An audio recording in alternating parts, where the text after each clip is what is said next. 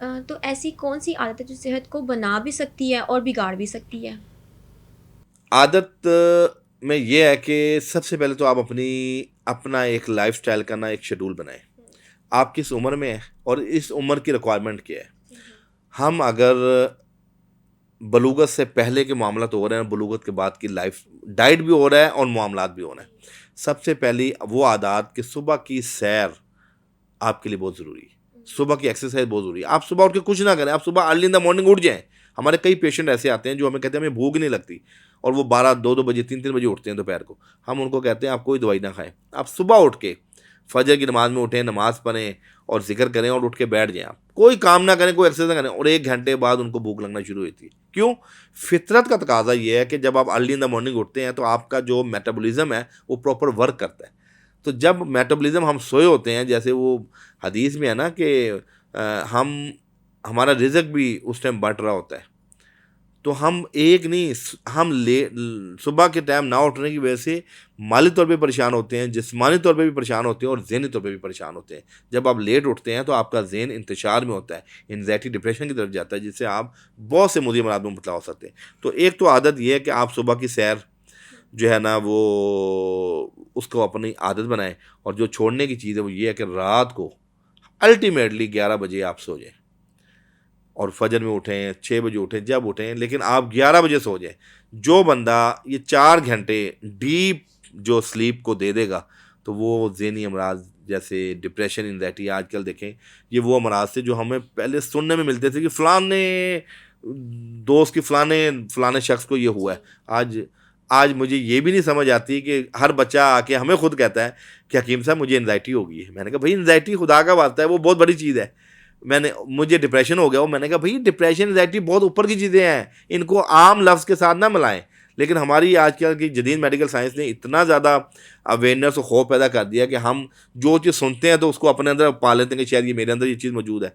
तो हमें अपनी जनरल हेल्थ के साथ मेंटल हेल्थ को भी एक्सेप्ट करना है और मेंटल हेल्थ के साथ हमने खिलवाड़ा नहीं खेलना। मेंटल हेल्थ को हमने अपने हस्बे मंशा और अल्लाह भी यकीन रखते हुए हर चीज़ को आप अपने अंदर ये समझो कि अगर ये चीज़ आ गई तो ये मुझे बीमारी लग जाएगी।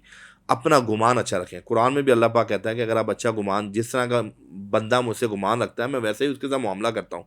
तो हमें अपने बच्चों को ये दर्ज देना चाहिए कि अच्छी सोच और मुस्बत सोच हर वक्त रखें। उसकी वजह से आपको नेगेटिव थिंकिंग नहीं आएगी, ओवर थिंकिंग नहीं होगी और आप इंसैनिटी वैसे जैसे मुजी मर्द से बच सकते हैं। तो जिस्म की ऐसी कौन सी खामोश इलामात हैं जिन्हें लोग नज़रअंदाज करके बाद में एक बड़ी बीमारी बना लेते हैं? जी, देखें उसमें ये है कि हमें बहुत सी साइन और सिम्पटम आती हैं लाइफ के अंदर। जी। मिसाल के तौर पे हम थोड़ा सा चलते हैं, हमारा सांस फूलता है, हम कहते जी। हैं कोई बात नहीं, हमारा वजन ज़्यादा है इस वजह से फूलता होगा। हुँ। सांस फूलना कोलेस्ट्रॉल ज़्यादा की भी अलामत है। सांस फूलना दिल के अमराज की भी अलामत है।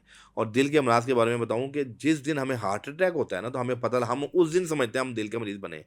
जबकि हम पिछले 10-12 साल से हमारी आर्टरीज में ब्लॉकेज आ रही है, हमें एंजाइना वाली अलामात आ रही हैं, हमारे हाथ पाँव सुन्न होते थे, हम चलते थे, हमारा सांस फूलता था, हम खाने के बाद बैठ जाते थे, हम खाने के बाद जो एसओपीज़ हैं खाना हज़म करने के, मिसाल के तौर पे रात के खाने के बाद हुक्म है कि 40 कदम, कम से कम 40 कदम चला जाए।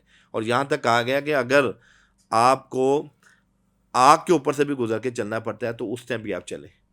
हमारे यहाँ रात का खाना बेड के ऊपर खाते हैं, वहीं सो जाते हैं और वही हार्ट फेलियर का बायस है, हार्ट अरेस्ट का बायस है। इसी तरह जो लोग अपने जो दिल के अमराज की मैं बात कर रहा था कि हम इधर स्टूडियो में 10-12 लोग बैठे हुए हैं। हुँ।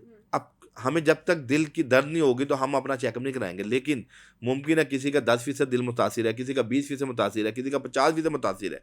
लेकिन जब हमें हार्ट अटैक होता है, हम समझते हैं कि आज हमें दिल का मर्ज़ हुआ है। तो हम क्यों ना हिफ़्ज़ मा तक़द्दुम वो प्रिकॉशंस कर लें, वो एहतियात कर लें, वो प्रिवेंशन कर लें जिससे हम मूज़ी अमराज़ से बच सकें। तो पहली चीज़ है कि अपनी ज़िंदगी में से चिकनाई को ख़त्म कर लिया जाए। जी। अपनी ज़िंदगी से आर्टिफ़िशियल चीनी जिसको मीठा कह लें उसको ख़त्म कर दें। हुँ। हमारे यहाँ आप देखें बेकरी आइटम्स बहुत बढ़ गई। नाश्ते के अंदर लोग चाय के साथ बिस्कुट डिबो-डिबो के ले रहे हैं। अब बिस्कुट बहुत हैवी चीज़ है, केक रस बहुत हैवी चीज़ है। यानी कि आप उस केक रस, अंडे भी होते हैं उसमें, घी भी होता है उसमें, ऑयल भी होता है, बहुत सी चीज़ें होती हैं, चीनी भी होती है। ये तमाम चीज़ें जब आप लेते हैं आपको ब्लोटिंग होती है। आपने बेकरी को अपनी लाइफ़ से ख़त्म करना है। आपने जंक फूड अपनी ज़िंदगी से ख़त्म करना है। आपने ये बर्गर, शवारमे, ये चीज़ें हैं, इसको ज़िंदगी से ख़त्म करना है। आप कुदरत की जो बनाई हुई घरेलू चीज़ें हैं, आप उसकी तरफ आएँगे तो आप यकीन करें एक हेल्दी माशरा भी बनेगा और आप खुद भी एक हेल्दी लाइफ़ गुज़ार सकेंगे।